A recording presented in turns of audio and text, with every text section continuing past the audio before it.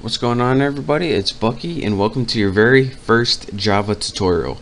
Now in this tutorial, before we begin writing any programs, we first need to download something called the JDK.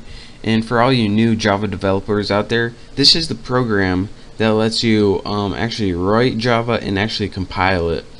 And compile just means transferring it from code you can understand, the code the computer can understand. So just follow me, and by the end you'll be able to write Java code. So the first thing I need you to do is go ahead and open up your internet browser right here.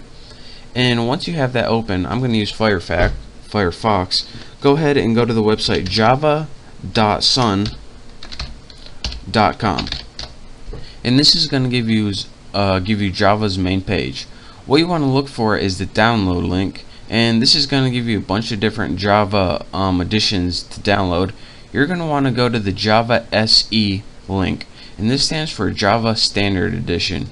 So go ahead and click that, and what we're looking for is something called the JDK, and this stands for Java Development Kit, so we can write and compile Java programs.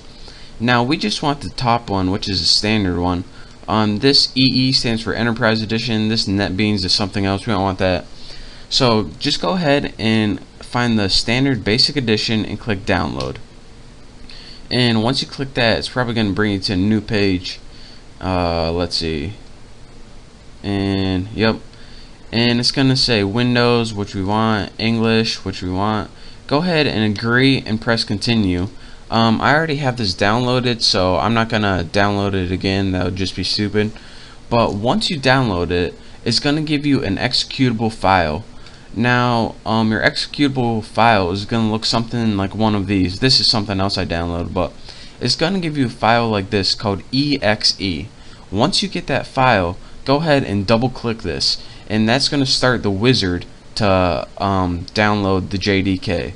Now it also might give you a file on your desktop right here, like put it somewhere right here. If it's right there, then just double click that, and once you do, a wizard's gonna pop up, and you're probably gonna have to click like next 40 times and press I agree to some stuff, next. But once that's all done, then you're gonna have the Java compiler downloaded. Now let me show you guys what the Java compiler is. If you go to your start menu, then press CMD and press enter, your command prompt is going to come up. Now what this allows you to do is have access to your Java compiler, and again, like I said before, the Java compiler allows you to transfer code that you can understand to code the computer can understand, and that's what we just downloaded. So let's test it out. Java C, press enter, nothing's working. And nothing's working because the Java compiler, it has it downloaded, but whenever you try to use it, it doesn't know where it is. So let me show you guys how to do that. And again, pay very close attention to this. Hopefully you downloaded it with all the default settings. If you didn't, then well, you're still going to be able to see what's going on. But go ahead and in your start menu, click on computer. Now go ahead and click the local disk, or whatever your main hard drive is. Then go ahead and click program files. Now you should have a folder called Java. Go ahead and click that. Now go ahead and click the version JDK. If you don't see this, it means you didn't download it right. So go ahead and click that, JDK. The next thing and last thing I want you guys to do is click on the thing that says bin right here. And remember, you follow all these instructions very carefully. Next, right click on any of these things right here. Just click on your topmost one. Remember, right click it and click properties. Now this is where you're going to tell Java to look for your compiler. So it says location. Go ahead and copy all of location, right click it and copy it. It should say something like C, program files, Java, your version, and say bin, the last thing. Make sure you get that bin. That's very important. If you're not if you don't see it, then do this tutorial again and do exactly as it say. Anyways, you want to see that bin.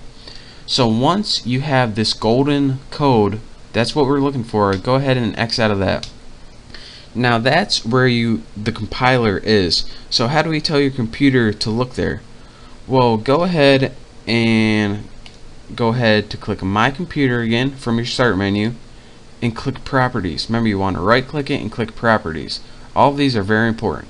Go ahead and click Advanced System Settings, and probably a little message is going to pop up if my computer is not freezing, and it is. So My Computer, Properties, Advanced System Settings. There we go. Continue. And you're going to see something in your system properties called environment variables.